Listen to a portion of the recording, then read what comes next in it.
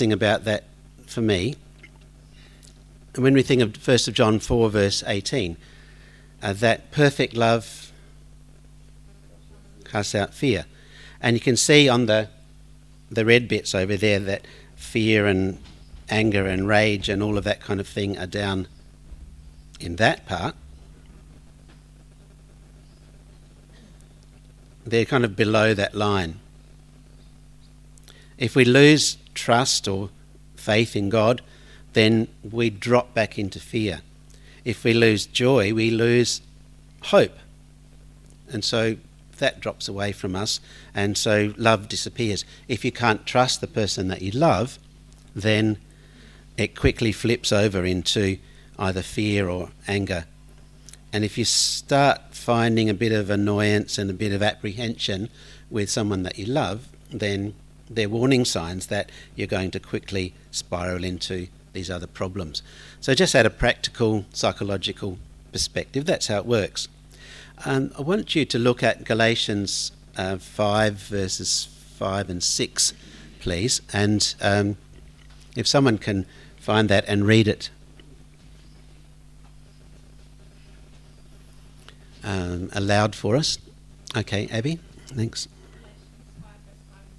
Yes, please.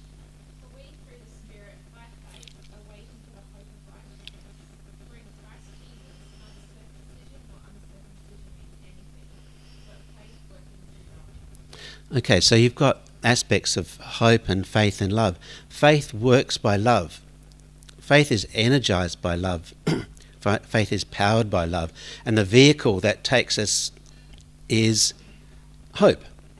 So I've got this idea of a car. I can't decide really which is the engine and the fuel and the car itself. But at the moment, let's say hope is the vehicle that gets us along, and faith is the engine. How does it work? What's the fuel we put in? Love. Faith is energized by that love. And that's how we get there, through faith, hope and love. And so we're looking at joy and trust as being love. And in that trust, we have these ideas of faith. Anyway, I think that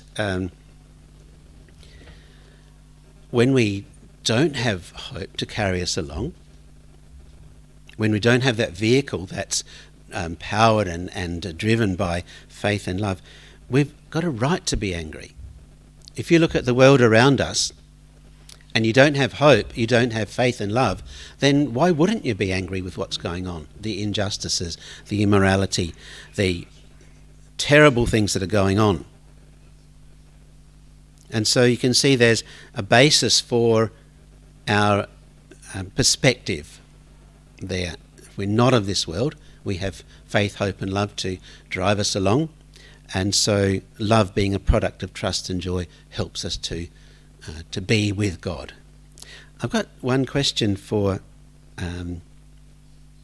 somebody, and that is, what time should I finish?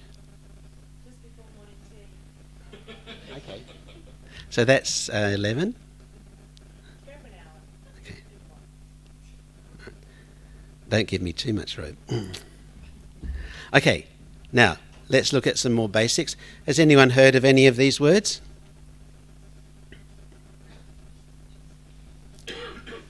It doesn't matter, does it really? But I just want to show you that. I could make out I was pronouncing them, but I'd sound like Brenton clearing my throat if I did. That's how Hebrew works most of the time. But you can see in this word here, that's the meaning of David, beloved. Oh, who put that there? Go away. There. And loving kindness or mercy or compassion. You know, there's some crossover between these words in the Hebrew. But I just wanted to point out that when we say love, we mean a whole lot of things. When we read love in the Bible, then it means a whole lot of things. And so we have to think about that. We have to think about, what do we mean when we say, oh, I love my job? Well, you're really fortunate if you love your job. That's great. But you might also say, I love my dog as well. And that might have some different connotations. Or, I love this pizza, but you eat it. Like, you wouldn't do that for your dog. So there's obvious differences in what you mean. So here, when we look at the New Testament words, there's probably some things that are more familiar to you. We've probably heard people trying to say the top one there starts with an A. Heard various pronunciations of that, or even pronunciations. So,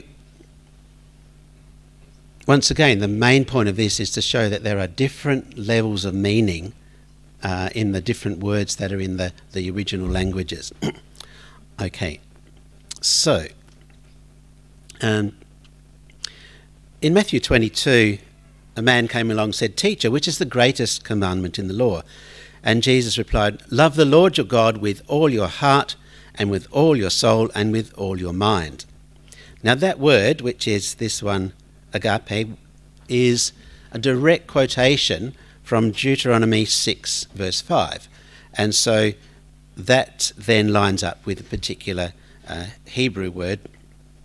And so you can see there's some commonalities that we know are there because of those connections.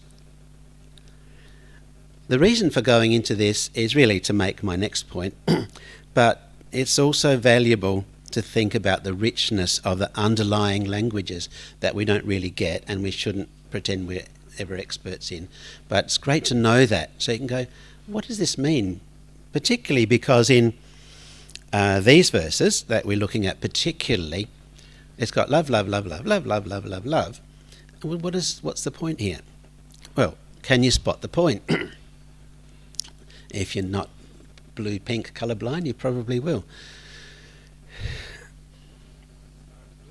One's blue, yeah. So God has taught us to love one another with agape love, but the filio flavour love is in all the other bits. Okay, and that basically means being friendly. So for most of you here, two definite exceptions, we would never have met under normal circumstances. Except that we were taught by God to love one another. We decided to commit ourselves to the love of God in Christ Jesus.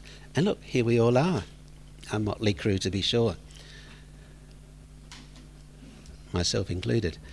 I don't want any songs to come into your head from that either. The people from the 70s knew that, and the 80s. Yeah. So the point is, God taught us to love one another. God loved us, but we have to be friendly to each other. What is there about you that I don't like? Well, I don't like this about you. That's the opposite of our mindset. We need to go, what is there about you that I can like? What is there about you that I need to work on liking? Because some people we are not just not attracted to, we're kind of repelled by them, like two poles of a magnet that are the same. We come to them and go, whoop. And it's a fact of life. It's just there. But when we understand that we're not the centre of the universe, that God is, everything revolves around Jesus and God is Father, then we start to go, okay, God loves us, we love God, and if we hate our brother, then we don't have any love in us, 1 John says. So let's get about doing what God does and like each other. It's one of your toughest assignments, but I know you're up for it.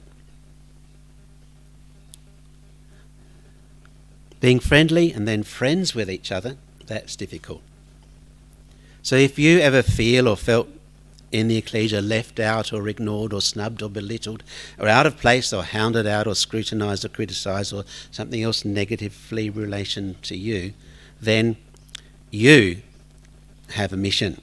Your mission is filio. Your message is friendly. Yes? All good if you're going to cover a saying or not at all. What are your thoughts on God commands us to love, but love is meant to be a willingness? Right. Well, Genesis chapter 2, 1? Yeah, 2. Have to go to 2. God did not make Adam and Eve have to do what he said. Bottom line.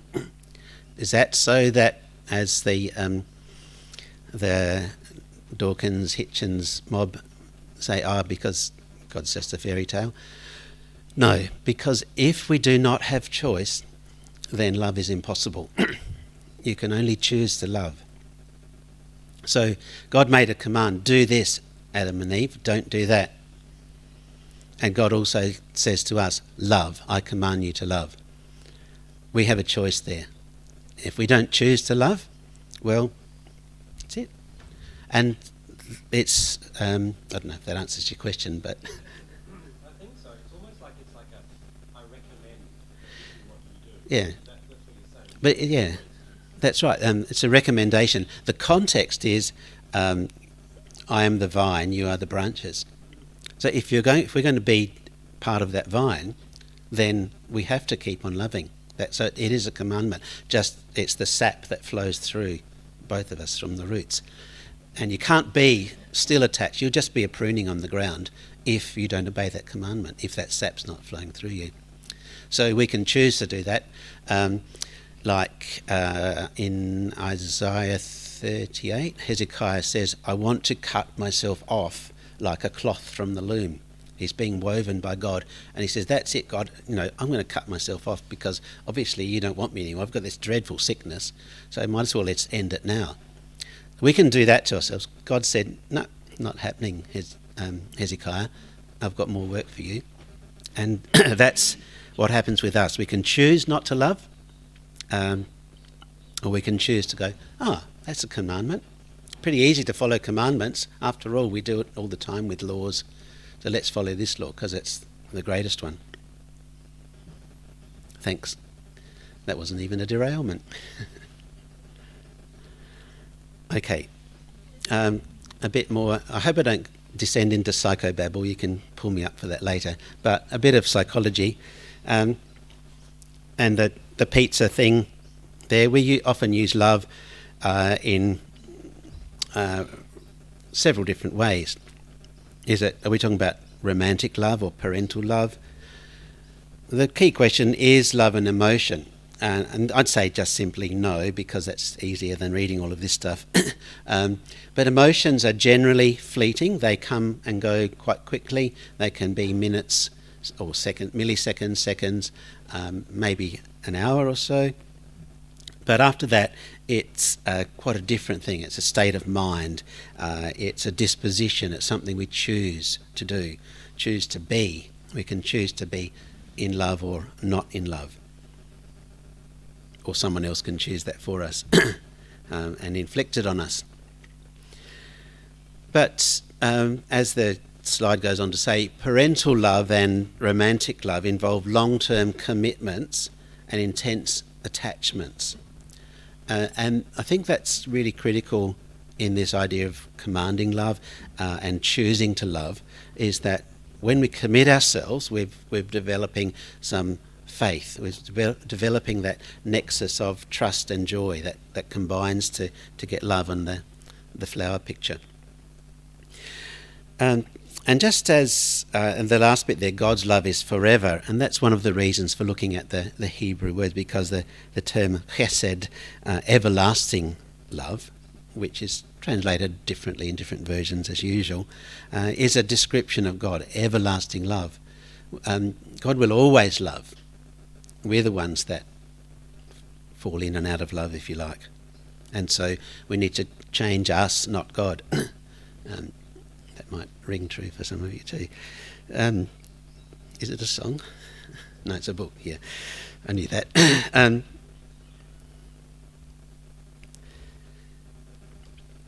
So when we have love, when we're committed to love, who's ever felt that they just want to wring that little kid's neck and it's your own child, hey, hold me back. Whatever, no, maybe not as extreme as I am. But the same thing, we do have a range of emotions when we are a loving parent, when we're a loving partner or spouse. And if we're very fortunate, those negative emotions last only a few seconds, not go on for minutes or longer. And if they do go for longer, let's get some help, guys. That's serious too. So if we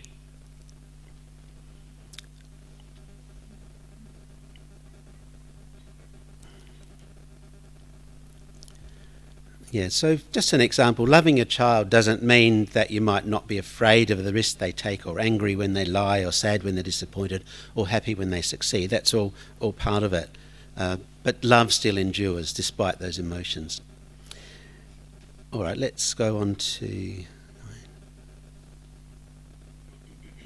this. All right, a couple of multisyllabic words. And altruistic and reciprocal. Okay, does anyone know what that means, altruistic?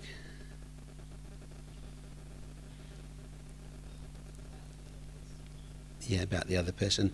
I haven't got a very clear definition, so I was hoping someone would help me out. No. Altruistic is when you don't expect something in return, basically. You do it with you are loving or giving a gift without expecting something back. For some people, for different personalities, that can be incredibly difficult because we're kind of wired for expectation. But also we're wired for expectation because of the transactional world we live in. Excluding some members of the public service or council workers, if I can unfairly characterise one of my occupations. When we go to work, we expect to do some work and get paid. And so that's a transactional basis. When we see a green light and we're right on there by the traffic lights, the people behind us expect us to go, and when they don't, they give us a few transactional horn beeps. So there's things that we do and we expect a reward for it.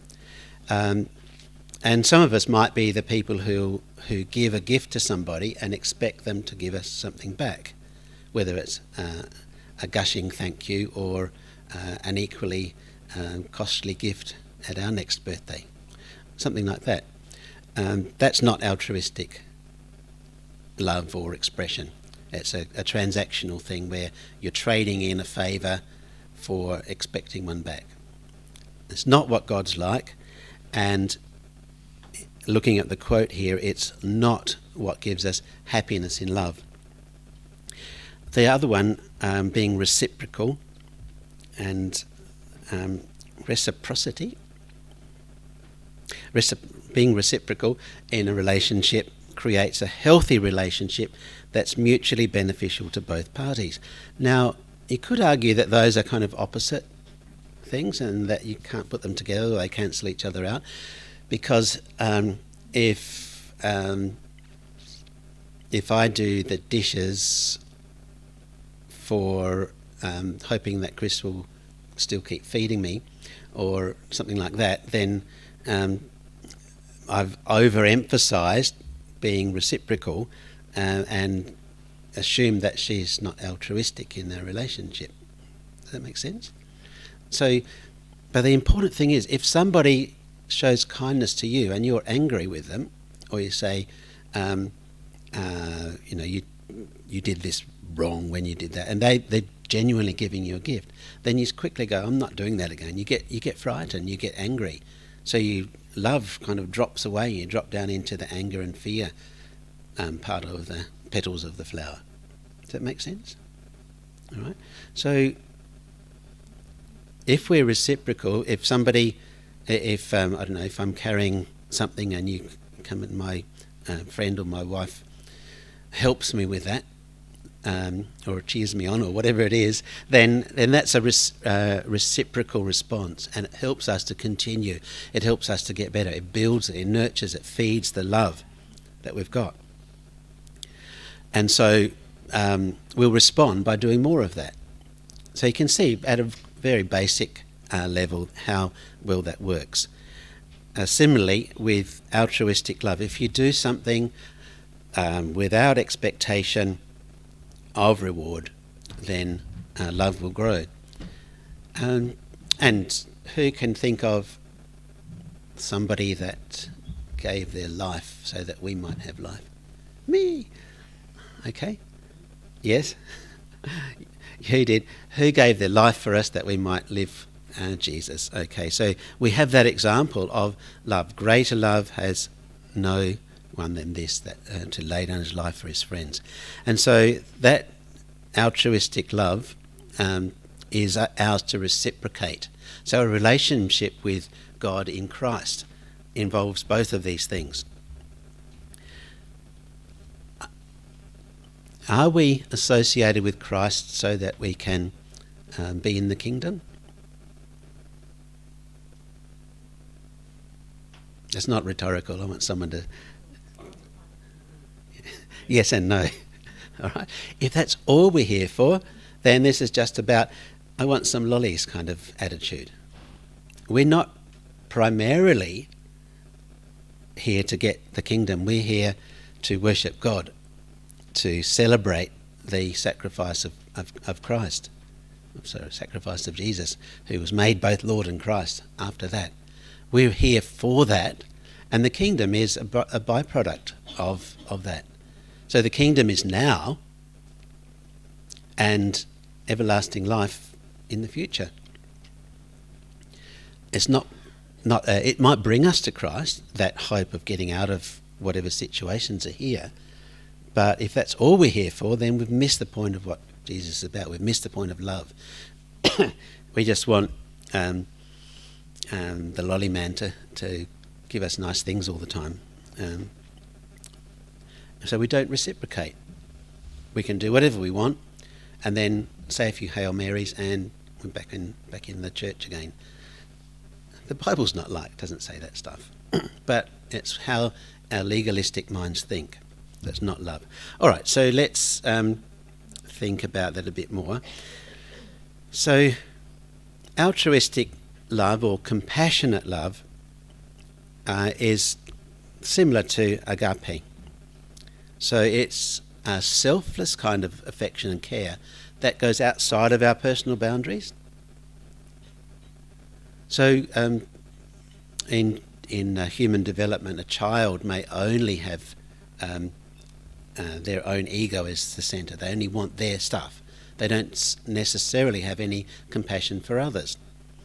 Different personalities of children will have different ability to relate to others, but typically a child will be, a small child will be very self-focused. And some people that grow into their 20s, 30s, 70s and 80s can even become very famous and still be that kind of 2 or 3 year old baby, even though they're famous and got a lot of political power.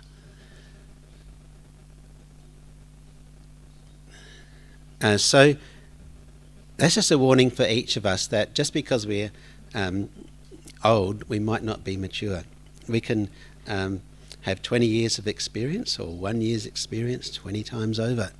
So we're no better than when we started. And that's because we're just focusing on ourselves. We're not going, love is about other people. Love is about following Jesus' example. And that applies to all parts of our lives. So in compassionate love or altruism, our focus is on the well-being and happiness of others. And at its core, it involves understanding and accepting others without judgment or conditions. So that's where we start. While we were yet sinners, God loved us first. And he gave Jesus so that we might have life. So we need to be present with people in times of joy or sorrow. And that kind of love fosters deep connections. And you could see it as a key to being friendly, to do what the apostle says. I want you to love more and more, more and more. Be friendly more and more. And again, in our marriage relationships, by having that kind of looking out for each other, then that then makes us more friendly toward each other. And if one person in a friend, I'll call it a friendship, covers all those relationships, including our communal relationship. If when we get more friendly, we start to like each other more.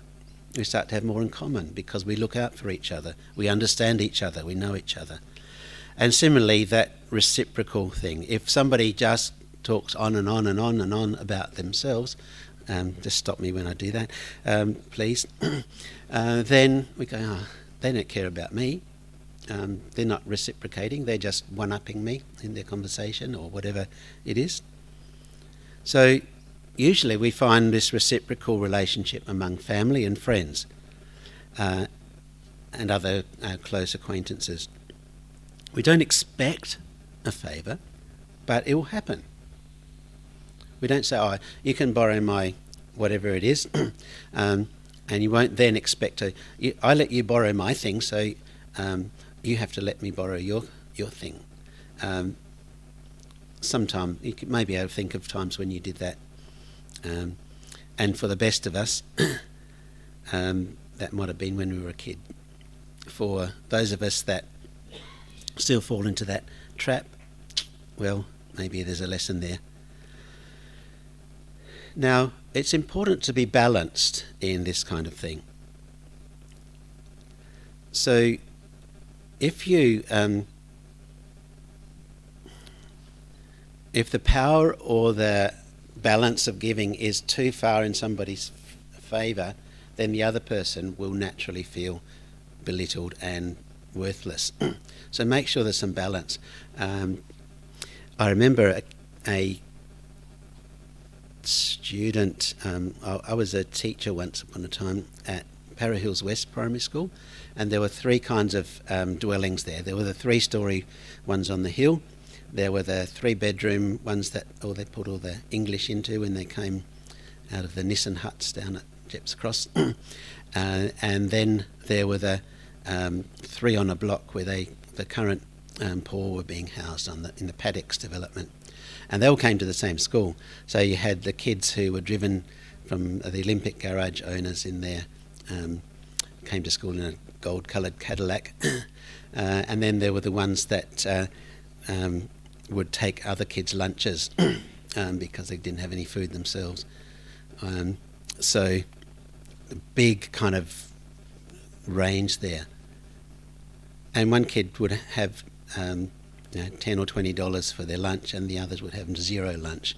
And so if one of those was going to give anything, the superiority of cash was and that's what our world has degenerated into, if it ever wasn't like that.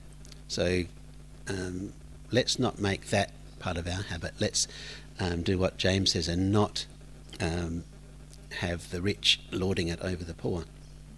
And when I say rich, not just money, in other things as well. So it involves both of us in that. Okay, I'm going to stop talking and ask if you've got any questions.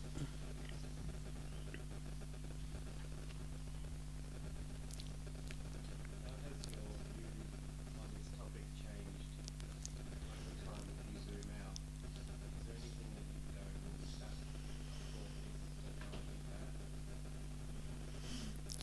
is bad? That's a very hard question. I'll try and give I was to say honest answer, but something that's a meaningful answer, just off my very pretty cuffs. I still think I'm young, as in not very mature.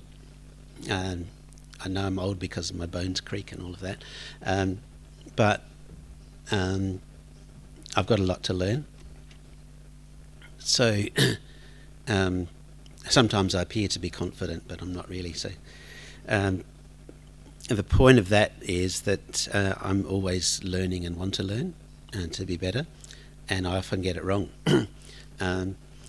So for me, knowing what the theory is a good way to guide me into what the practice is, whereas other people just get out and do things, and if there's a bit of theory, well, okay, that's good, supports what conclusion I came to. So I guess by my personality and disposition, I'm a helper, a supporter. The downfall of that is I don't tend to take decisions. I make decisions. I make so many decisions I don't know which one to take and do, and so then that can be a barrier to love, in the sense, and I'm talking love generally in all of the aspects that we talked about. But generally, I'm seen as somebody that helps and that's friendly, because that's my core motivation. So I've learnt that's by putting these kinds of words around it, I've learnt that's a good thing. It's a positive thing, but there still need areas to work in, which control that and direct that and make it more powerful. I know that I'm not answering your question, but I'm skating around the edges of it. Yeah, okay. So being reciprocal, I don't think I've ever been transactional in that sense. You know what I mean by transactional? So you can't play with us because it's my bat and my ball, so go away, or we don't like you because you stink, or whatever it is. No. Present company accepted. No, and that's that kind of kiddie stuff. I haven't been that transactional, and I don't know that I've ever been religiously transactional. I know that that's often a part of our Christadelphian existence, because if you don't look like this, then you're not right, which is a kind of transactional thing. God won't talk to you because you don't have this kind of clothes on. And we go, we're not like the Catholics because we don't do this, but we do these other laws instead. So I've never been, even though I did look like that, because that's the ecclesias I went to growing up. So I've learnt how to be a better connector with God, definitely, because of recognising what transactional and not reciprocal or altruistic is. And I hope that's useful to somebody.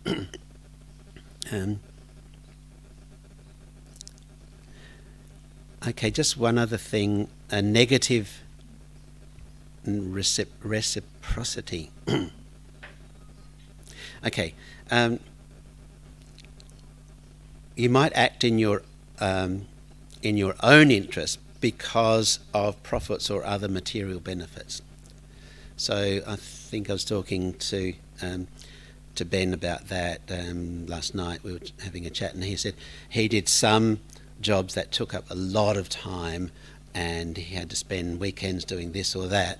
It wasn't that beneficial to him at the time, or to people that were associated with his loved ones, because it just took up his time. But in the end, it paid off.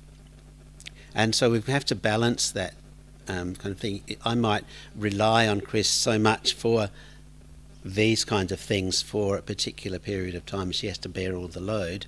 So I'm dumping I'm putting things onto her shoulders, which is unfair, but we will work through that together, because she knows that we'll both have a payoff later.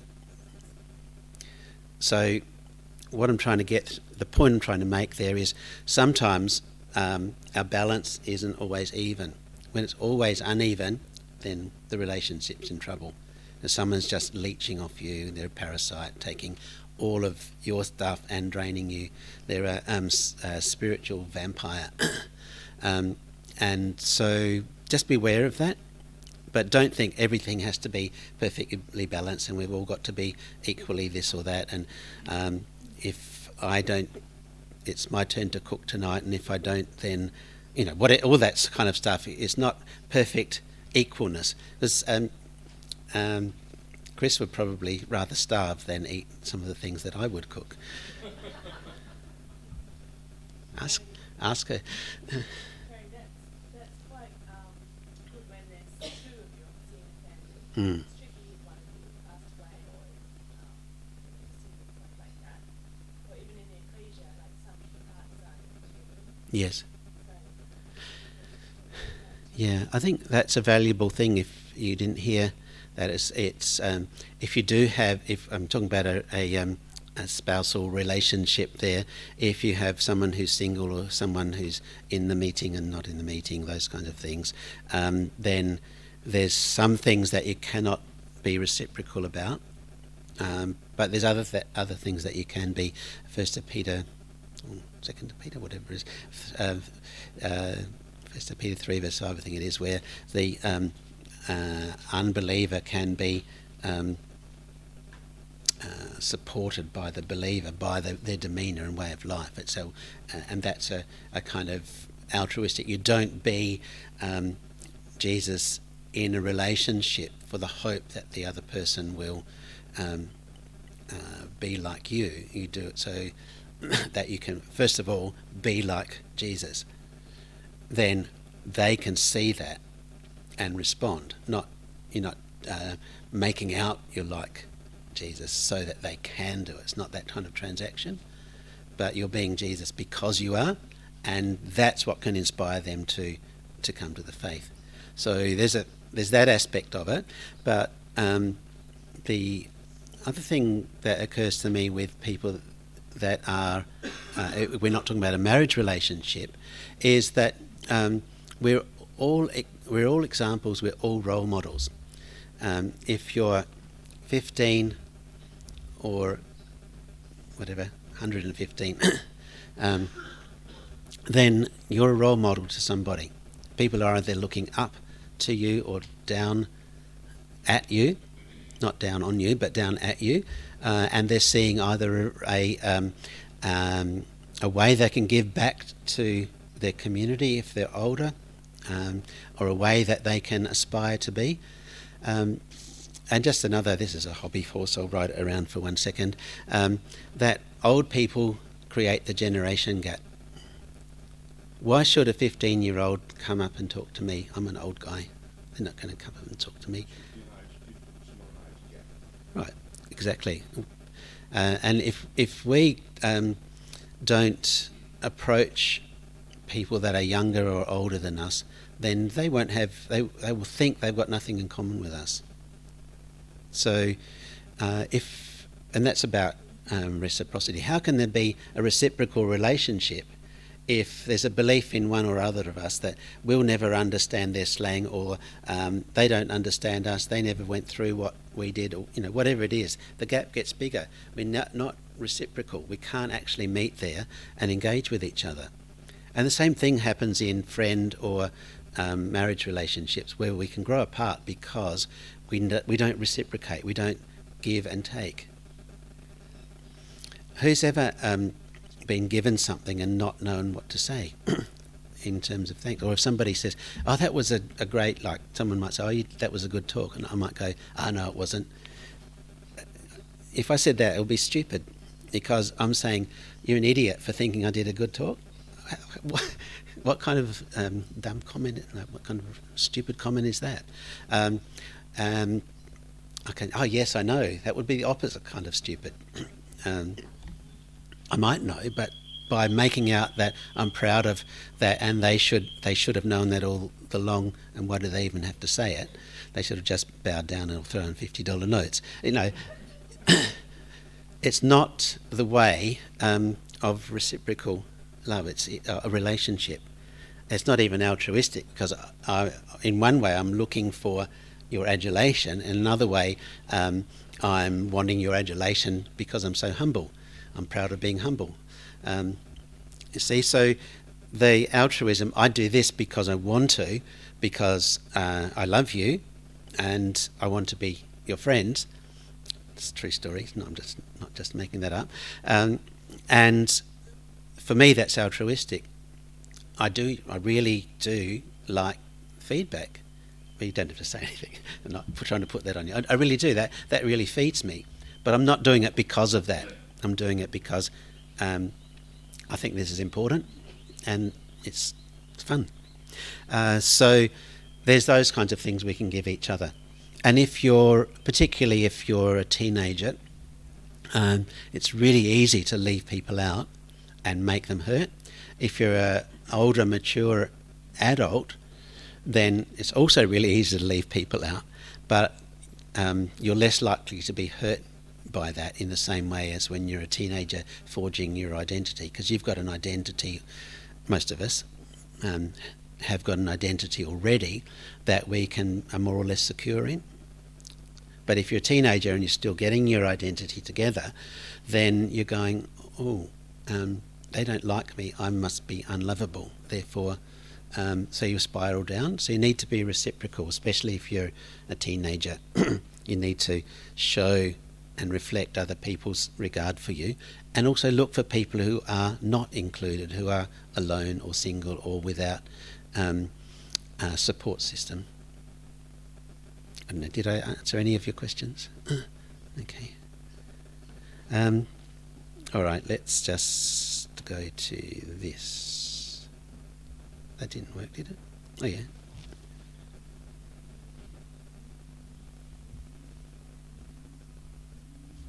Okay. Summary.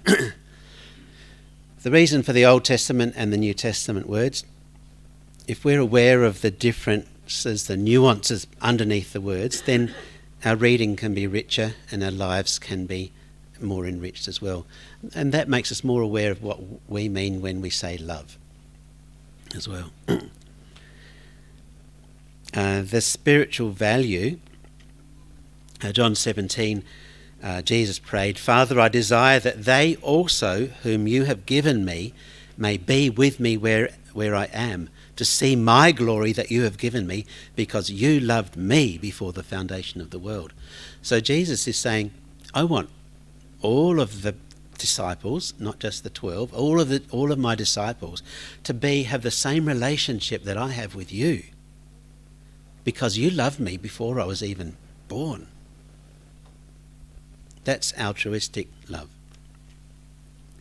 O righteous Father, even though the world does not know you, I know you, and these know that you have sent me.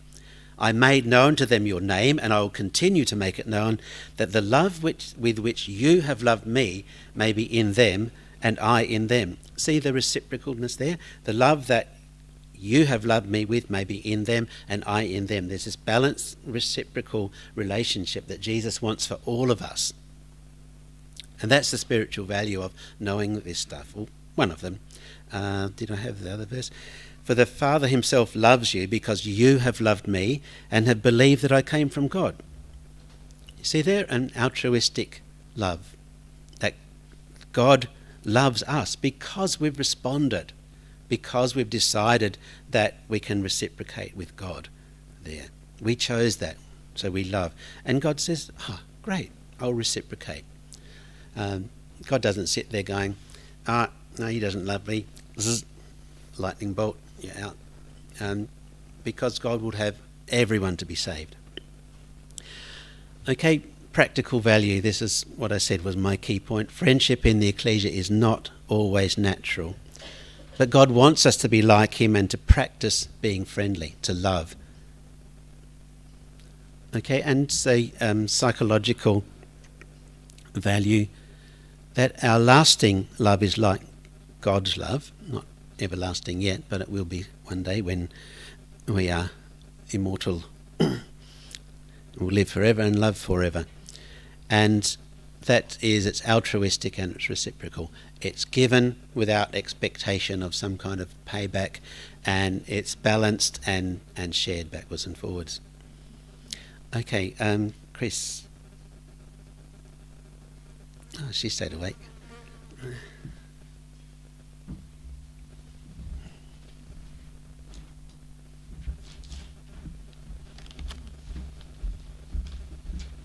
the people on the couches sit on the tables?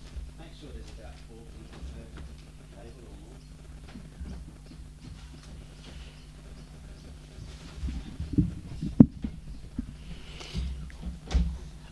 In order to justify my name on the program, I am just talking you through this very obvious activity. Barry said you have to do something, so this is the something. The activity is about how do we love more and more? How can we love more and more, as it says up there? And there's the 3 things and 3 questions. So the three questions are: what can I do?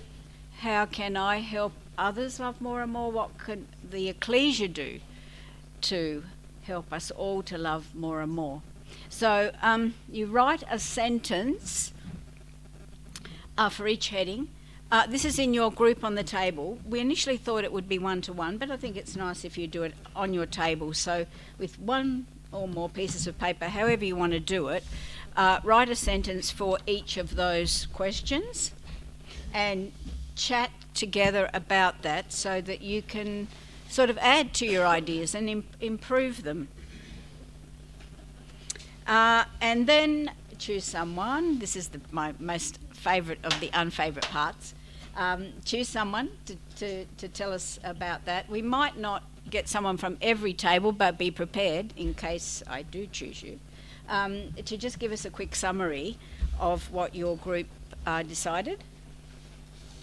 And then, we're going to collect them and make a recipe book of love. That's Barry, not me, obviously. I wouldn't say that. Recipe book of love. Okay, go for it. Have we got the pencils and things? Oh, yeah, they're here. So if anyone is too digital to have a pen or pencil, I've got two that you can share between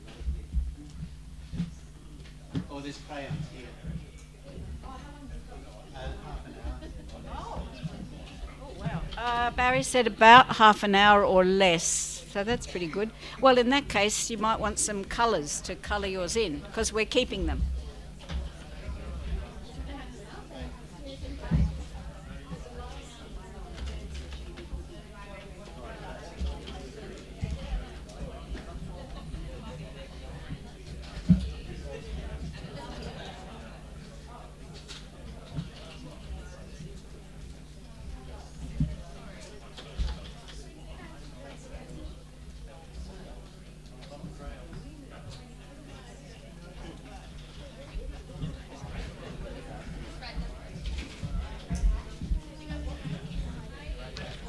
We aim to finish at 10:30, so we've got a nice amount of time to have morning tea.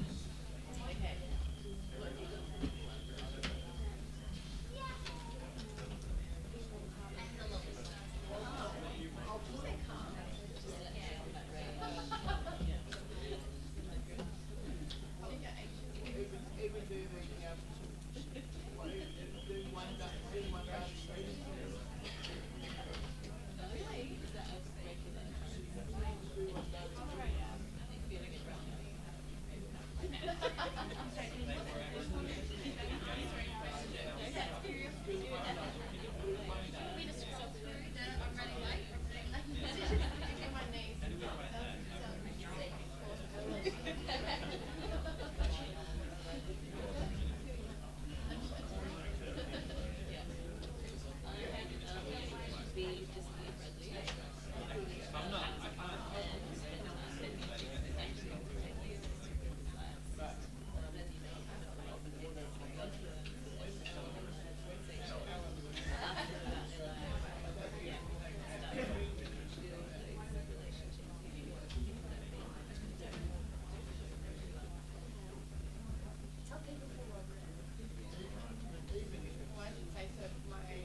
serve others in my abilities. So that's like easy for me as well. Yeah, I like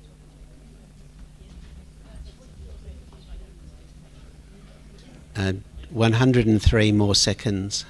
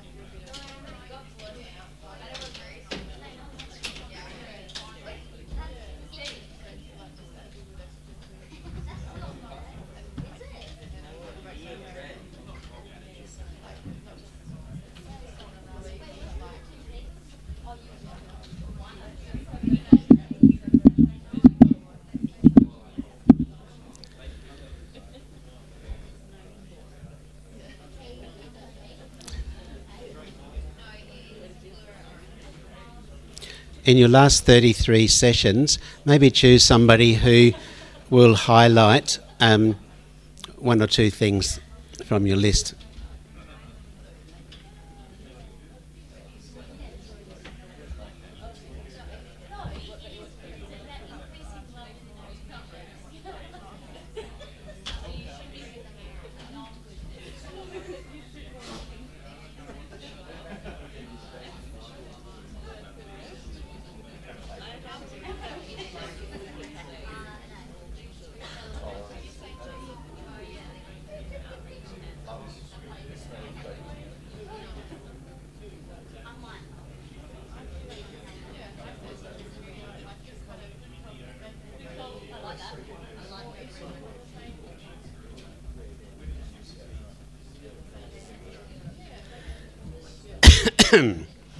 I was very generous and gave you an extra 27 more seconds, so that's it, because morning tea will needs to be shown due justice. Okay, so I would like some volunteers, thanks Noah, to share one of your things. Oh, did you volunteer? Did he volunteer, Katie? Yeah, he did. Apparently he did. The first one, what can I do? Greet old people. Greet old people. Well, I won't do that. no, he's kind. He won't do that. For number 2, I did just be kind and show appreciation. Be kind and show appreciation. And for number 3, help people feel welcome and more lunches. Yeah. The truth is he had ecclesial lunches on all of them, but no, thanks very much. And they had a good reciprocal relationship amongst their group of relatives and random, as they called Elijah. Well, anyway, it was good. And somebody else, please. Being positive. Yep. Are you sure? Be positive.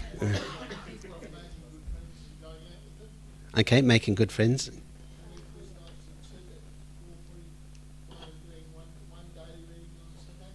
Okay, quiz nights, did you say, and daily readings? Okay, great, thank you. Anything else from your group? Go on, nice loud voice. I'm deaf. Offer to help others, things that you're good at.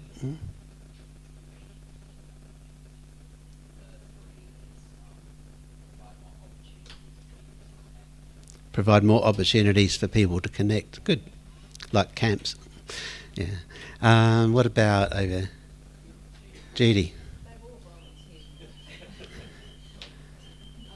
We came up with be kind, find a compliment rather than a criticism or a complaint. Be kind, find a compliment rather than a criticism or complaint. There's always something where you should bite your tongue and always something where you should open your mouth. And how can others help? And this probably blends into the ecclesial style. We come up with creating a safe place for our kids to play. We're on the main road. Yep. Catering for and providing spaces for people of all ages with neurodiversity. Could be a beanbag area or a puzzle table that they could sit at, and that's a place where they're more comfortable and can actually listen more. So can I just summarise that? Creating a safe physical place for all youngsters, and also particularly physical and mental, psychological safe places for people with other needs, children especially. And we actually a little bit stumped on the third one. What can the ecclesia do? We are the ecclesia. Right, we are the ecclesia. What can the ecclesia do? So that's a fantastic way of looking at it. There's also structures that the ecclesia has, or structural things. So do we need to change something, and that as an ecclesia, do we need to take a decision to do something a little different? That's the kind of thing that you could go to. But that's a great point, because we're not a good organisation with a chief executive and a hierarchical structure, and we got the right to complain if we don't have an elected position, because we don't. It's us.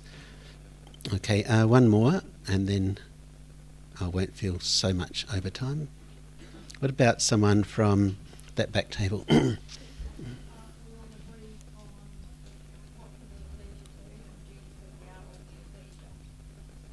promoting more